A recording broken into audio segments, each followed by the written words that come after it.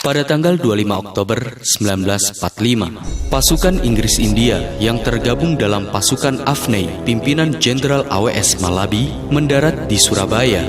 Tujuannya tak lain adalah membebaskan interniran sipil Belanda dan melucuti pasukan Jepang setelah Perang Dunia. Strategic roads are kept under constant fire by British and Indian troops who use mortars and small arms with good effect. Namun, rencana pasukan Inggris ini tidak berjalan mulus. Pasalnya, para pejuang enggan memberikan senjata rampasan mereka, sehingga ultimatum pun diluncurkan dan pertempuran yang berlangsung selama 3 hari pun juga tidak bisa terhindarkan.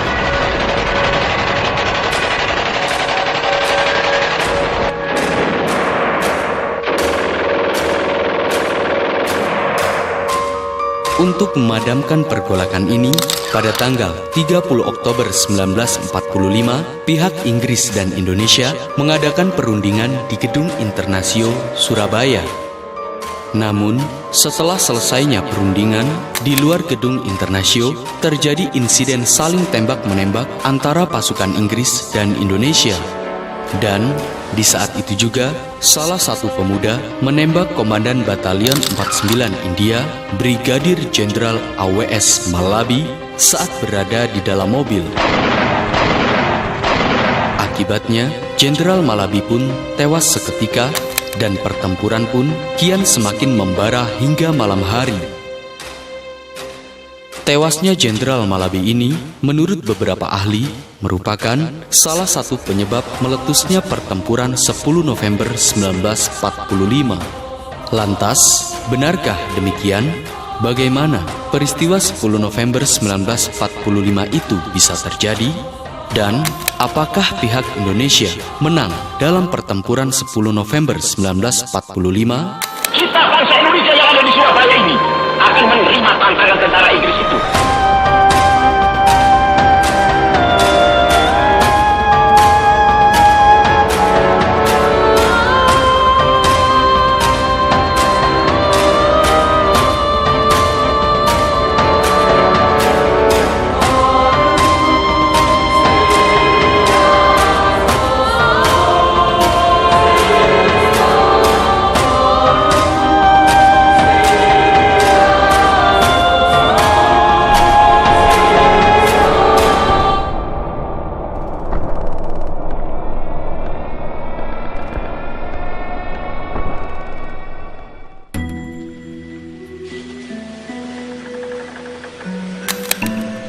On behalf of Emperor Hirohito, Foreign Minister Mamoru Shigemitsu signed for the Japanese government.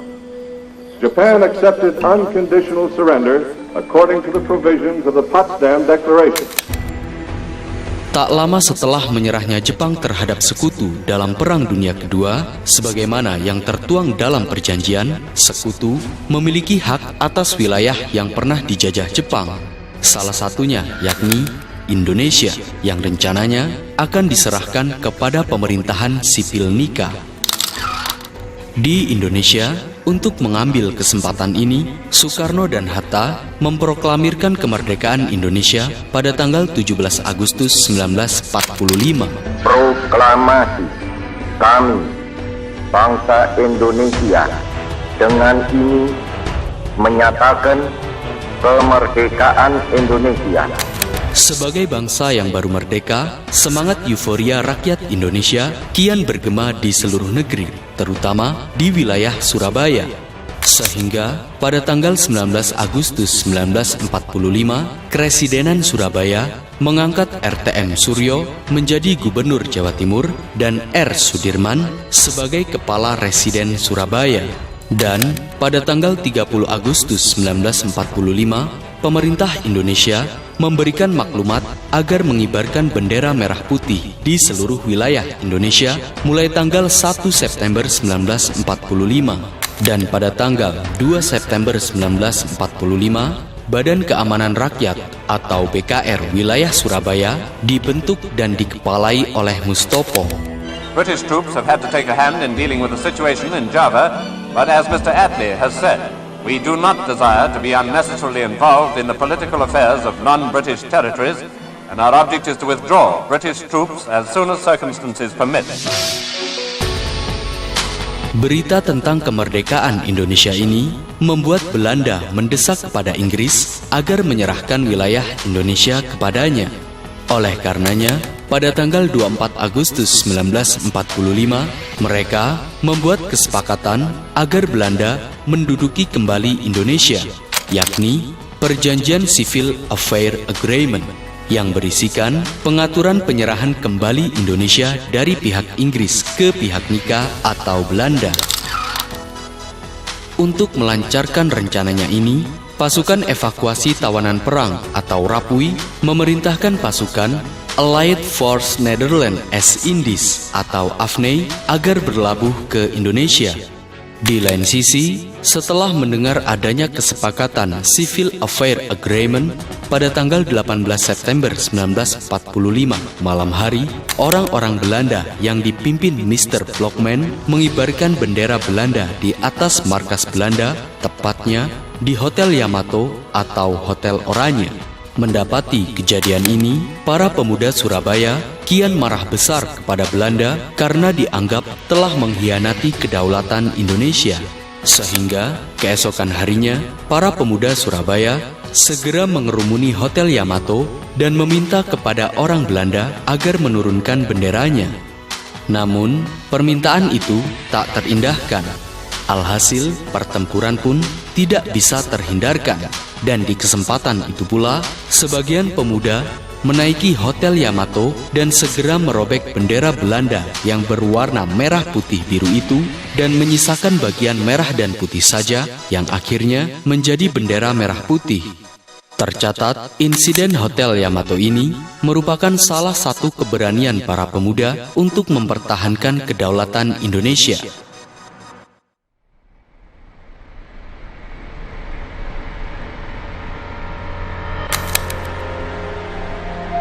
Sebagai pengemban tugas perjanjian Civil Affair Agreement, pada tanggal 29 September 1945, pasukan AFNI yang dipimpin Letnan Jenderal Sir Philip Christison datang ke Jakarta dengan berbagai tugas.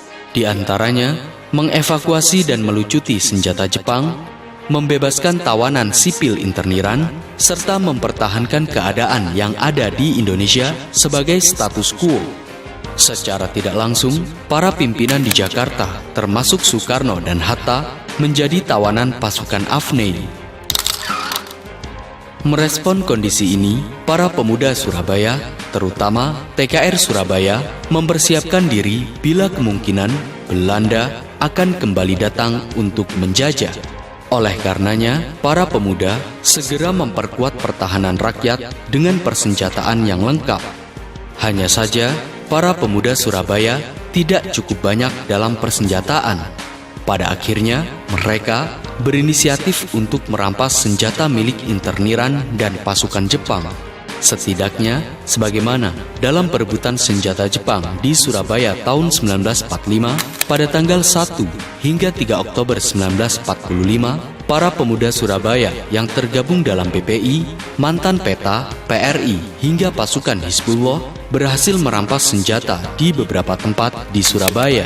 Di antaranya di Gedung Penyimpanan Senjata Asia Don Bosco, Gudang Senjata Polisi Istimewa, Gudang Meriam di Gedung Cok, Markas Kohara Butai Gunung Sari, Markas Kenpei Tai Jepang, hingga di Markas Kaigun Jepang di Surabaya. Alhasil, mereka berhasil merampas ribuan pucuk senjata, mortir, granat, artileri, meriam, hingga beberapa tank. Selain itu, dengan bantuan pimpinan TKR Mustopo, para pemuda TKR juga berhasil merampas transmitter radio milik Jepang.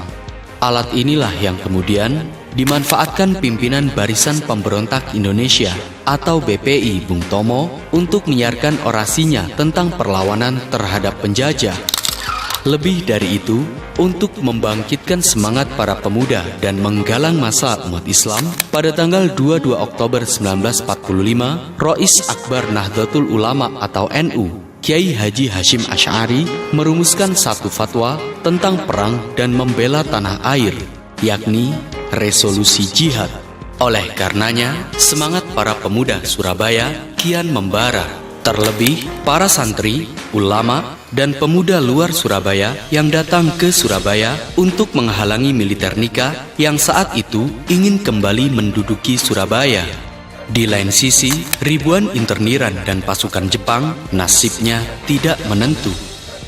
Pasalnya, mereka kala itu sudah tidak mempunyai persenjataan dan perlengkapan perang karena sudah dirampas oleh pemuda Surabaya. Oleh karenanya, pasukan evakuasi perang sekutu Rapui memerintahkan Brigade 49 India yang menjadi bagian dari Afnei mendarat di Surabaya untuk mengevakuasi para interniran dan melucuti tentara Jepang. Lebih dari itu, mereka juga bertujuan untuk kembali merampas senjata para pemuda Surabaya.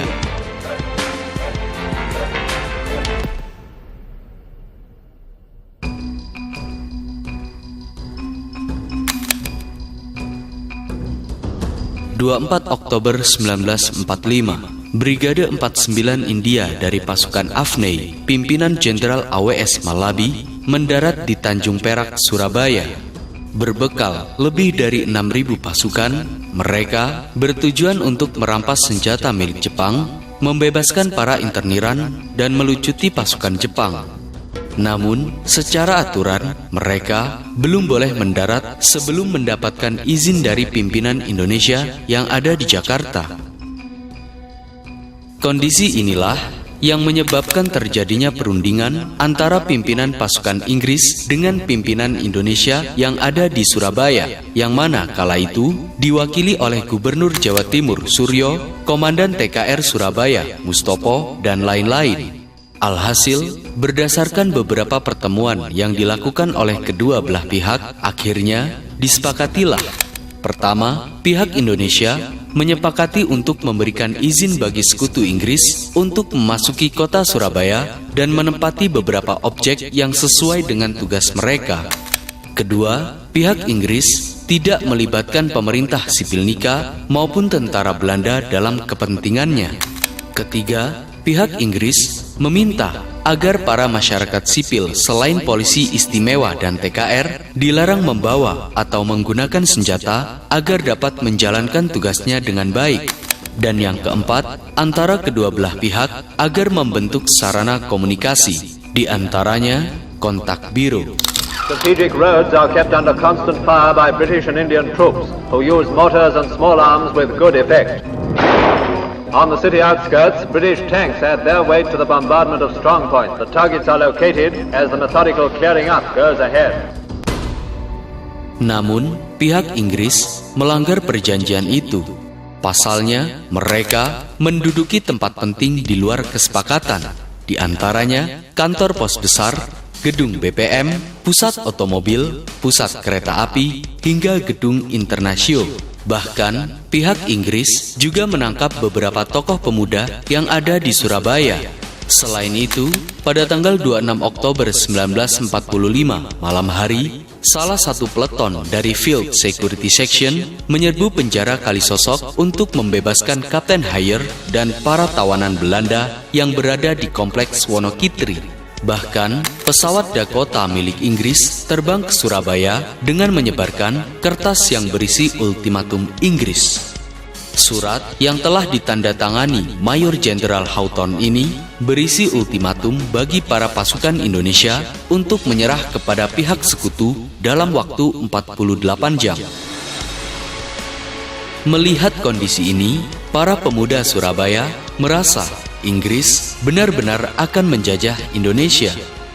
Oleh karenanya, pimpinan TKR Mustopo memerintahkan pasukannya dan rakyat Surabaya agar segera menghalangi tindakan Inggris. Alhasil, berbagai perlawanan rakyat Surabaya pun kian muncul di berbagai wilayah.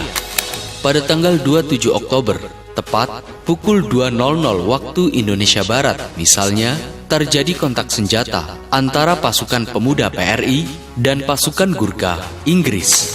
Dan pada tanggal 28 hingga tanggal 29 Oktober 1945, pemuda TKR dan rakyat Surabaya menyerbu tempat-tempat vital di Surabaya yang dikuasai pasukan Inggris India.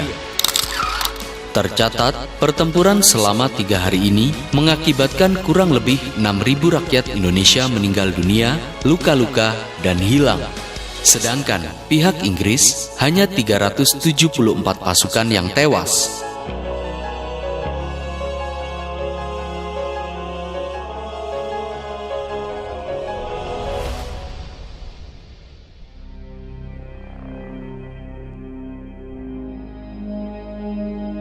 Karena berbagai kekacauan yang terjadi, pada tanggal 29 Oktober 1945, pimpinan AFNEI, Letjen Philip Christisen, meminta bantuan kepada Presiden Soekarno untuk meredakan situasi. Akhirnya, sore harinya, Presiden Soekarno, Hatta, dan Menteri Penerangan Amir Syarifuddin tiba di Surabaya dan kemudian melakukan perundingan untuk meredam kemarahan pemuda Surabaya. Dalam perundingan tersebut, terdapat beberapa perdebatan mengenai sikap atas pasukan sekutu. Satu sisi ingin melakukan gencatan senjata dan di sisi lain ingin terus melakukan perlawanan kepada sekutu. Dan setelah Presiden Soekarno melakukan pertemuan dengan Malabi, akhirnya kesepakatan gencatan senjata pun tercapai. Namun, para perwira TKR dan sekutu tidak setuju akan gencatan senjata itu. Alhasil, esok harinya atau pada tanggal 30 Oktober 1945, Mayor Jenderal Houghton mendarat di Surabaya dan melakukan perundingan gencatan senjata di Gedung Internasio dengan Soekarno, Hatta, Amir Syarifuddin, dan termasuk Jenderal Malabi. Dalam pertemuan itu, mereka menghasilkan gencatan senjata dengan berbagai kesepakatan. Di antaranya, pertama, pamflet ultimatum tidak berlaku. Kedua, tentara TKR diakui oleh sekutu. Ketiga, seluruh kota Surabaya kecuali wilayah interniran tidak dijaga lagi oleh sekutu. Dan yang keempat, dibentuk biro kontak antara kedua belah pihak. Akhirnya, setelah persetujuan gencatan senjata tercapai, siang harinya, para tokoh nasional termasuk Soekarno dan Hatta pergi meninggalkan Surabaya. Namun, lagi-lagi, gencatan senjata ini tak terindahkan oleh kedua belah pihak. Dan, saat akan keluar dari Gedung Internasio, para perwira Inggris India termasuk Malabi diperintahkan oleh pihak Surabaya untuk keluar tanpa memegang senjata. Sedangkan, di luar Gedung Internasio, pasukan Surabaya memerintahkan pasukan Inggris India, pimpinan Mayor Vanugopal, untuk menyerahkan senjatanya. Dan saat Jenderal Malabi serta beberapa perwira keluar dari Gedung Internasio, segera dilucuti dan dimasukkan ke dalam mobil oleh sebagian pemuda Surabaya. Alhasil, aksi saling tembak-menembak pun tak terhindarkan.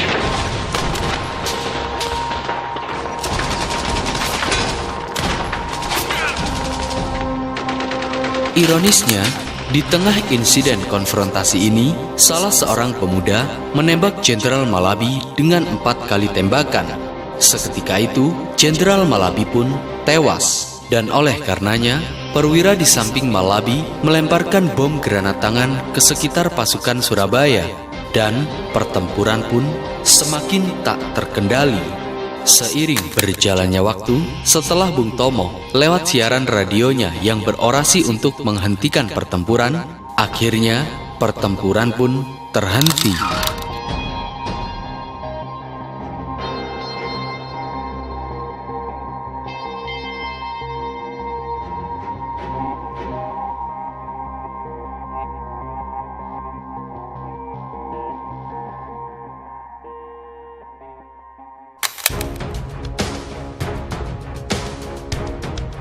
Setelah mendengar laporan tentang kematian Jenderal Malabi, Letjen Philip Christisen mengeluarkan ancaman kepada Indonesia. Dan secara diam-diam, tentara sekutu memperkuat posisinya. Pada tanggal 1 November 1945 misalnya, Laksamana Muda Peterson dengan kapal perang HMS Sussex, kapal Cairn dan Cavalier tiba di Surabaya dengan kekuatan 15.000 pasukan. Dan pada tanggal 3 November 1945, Mayor Jenderal Mansur, Panglima Divisi Kelima Infanteri India, tiba di Surabaya dengan membawa pasukan Divisi 5 Inggris yang berkekuatan 24.000 tentara dan juga diperkuat oleh sisa Brigade 49 pasukan Malabi. Selain itu, Letjen Sir Philip Christison melengkapi pasukan Inggris dengan membawa pesawat tempur Thunderbolt, Mosquito, dan tank Sherman yang merupakan persenjataan tercanggih saat itu.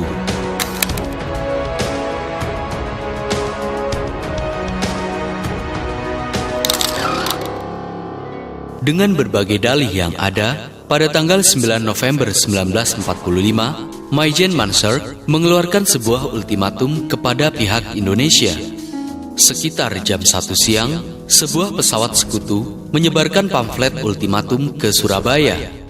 Ultimatum ini berisi di antaranya, pertama, pemimpin Indonesia yang ada di Surabaya harus melaporkan diri. Kedua, seluruh senjata yang dimiliki oleh pihak Indonesia yang ada di Surabaya harus diserahkan kepada pihak Inggris. Dan yang ketiga, pimpinan Indonesia yang ada di Surabaya harus menandatangani sebuah pernyataan bahwa mereka menyerah tanpa adanya syarat. Jika tidak mengikuti permintaan Inggris, Surabaya akan dihancurkan. Para pemimpin Republik sadar bahwa Inggris tidak main-main. Akhirnya, Muhammad Hatta bernegosiasi dengan pimpinan Inggris. Namun, Letnan Jenderal Philip Christison tidak mengindahkan permintaan itu. Di lain sisi, rakyat Surabaya yang kala itu sudah marah tidak takut menghadapi Inggris. Sebagai balasannya, pihak Indonesia juga mengeluarkan ultimatum kepada Inggris dan seruan perang kepada rakyat untuk melawan Inggris. Bismillahirrahmanirrahim. Merdeka! Saudara-saudara, rakyat jelata di seluruh Indonesia, terutama saudara-saudara penduduk kota Surabaya. Kita semuanya telah mengetahui bahwa hari ini tentara Inggris telah menyebarkan pamflet-pamflet yang memberikan suatu ancaman kepada kita semua. Saudara-saudara, kita semuanya, kita bangsa Indonesia yang ada di Surabaya ini akan menerima tantangan tentara Inggris itu. Selama banteng Indonesia masih mempunyai darah merah yang dapat membuat getaris dan putih, merah dan putih, maka selama itu kita mau menyerah kepada siapapun juga. Saudara-saudara rakyat Surabaya, siaplah, keadaan genting. Tetapi saya peringatkan sekali lagi, jangan mulai menembak. Baru kalau kita ditembak, maka kita akan ganti menyerang mereka itu. Kita tunjukkan bahwa kita ini adalah benar-benar orang yang ingin merdeka. Dan untuk kita, saudara-saudara, lebih baik kita hancur daripada tidak merdeka. Sebelum kita tetap merdeka atau mati. Berbekal resolusi Jihad NU dan dengan pidato Bung Tomo yang berapi-api, para pemuda Surabaya maupun luar Surabaya yang terdiri dari santri, ulama, TKR, hingga berbagai laskar berkumpul di Surabaya bersiap diri untuk berperang dengan pasukan Inggris India.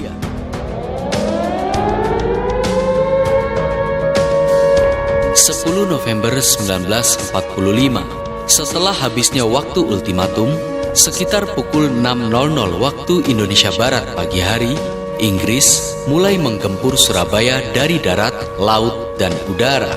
Alhasil, pengeboman secara brutal di hari pertama ini telah menimbulkan korban yang sangat besar.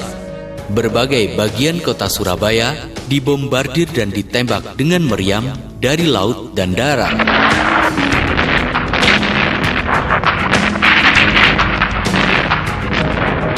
Merespon kondisi ini, rakyat Indonesia juga tak kalah melakukan perlawanan kepada pihak Inggris.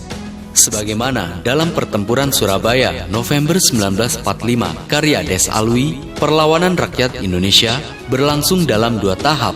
Pertama, pengorbanan diri secara fanatik dengan orang-orang yang hanya bersenjatakan pisau belati dan bambu runcing menyerang tank Sherman. Selain itu, rakyat Surabaya berhasil menembak jatuh pesawat tempur Inggris. Pengorbanan fanatik dan terlibatnya penduduk dalam pertempuran ini mengakibatkan ribuan penduduk sipil menjadi korban, baik meninggal dunia maupun luka-luka.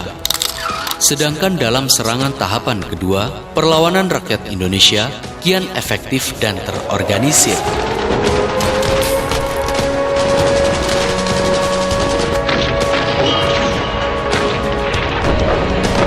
Berbekal keahlian militer di masa penjajahan Jepang dan keunggulan medan perang, perlawanan terus berlanjut dan membuat pasukan Inggris kewalahan.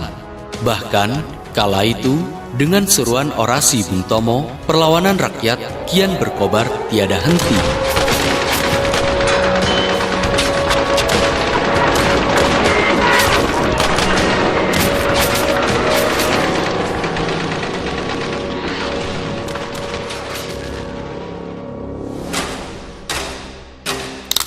The Chinese population is in a pathetic plight.